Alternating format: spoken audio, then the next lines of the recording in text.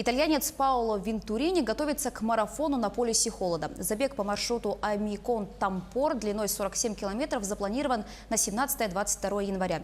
50-летний бегун-экстремал планирует собрать полезные данные о человеческих реакциях в таких экстремальных условиях и доказать, что нет ничего невозможного. С марафонцем встретилась наш корреспондент Ольга Башук. Паоло Вентурини начал заниматься бегом в 7 лет. Всегда относился к этому спорту серьезно, а сейчас считает, что это далеко не хобби, это стиль жизни.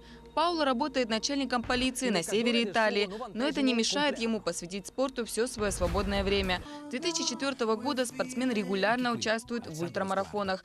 География забегов охватывает почти все части света – Африка, Америка, Австралия, Европа. Экстремальные условия пустынь, джунгли и даже вулкан. Паоло ничего не остановит на своем пути, даже якутские морозы.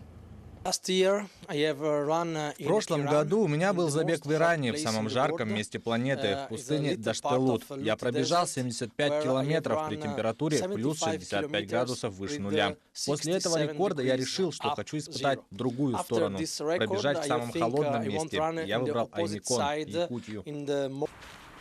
Спортсмен основательно подходит к ежедневным тренировкам. Помимо бега он использует горный велосипед, чтобы усилить те группы мышц, которые не задействованы при беге. К забегу Паоло начал готовиться еще в Италии.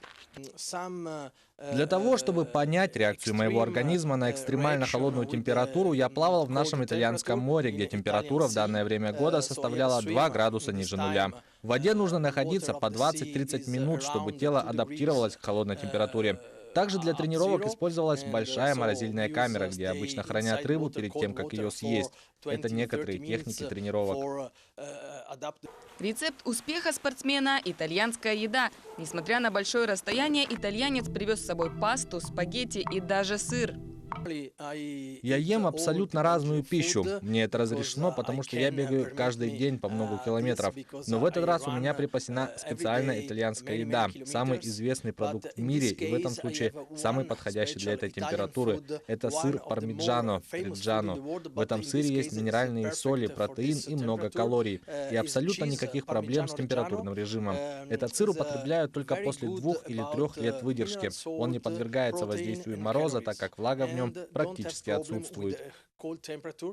Через несколько дней в Аймикон приедет группа поддержки спортсмена.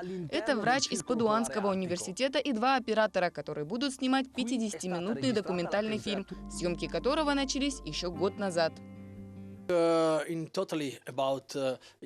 Фильм вообще о Якутии. Это моя история, история моей подготовки к этому испытанию. У нас были съемки летом прошлого года, поэтому мы покажем и другую сторону Якутии. Не только мороз, но и солнце, а также якутскую культуру.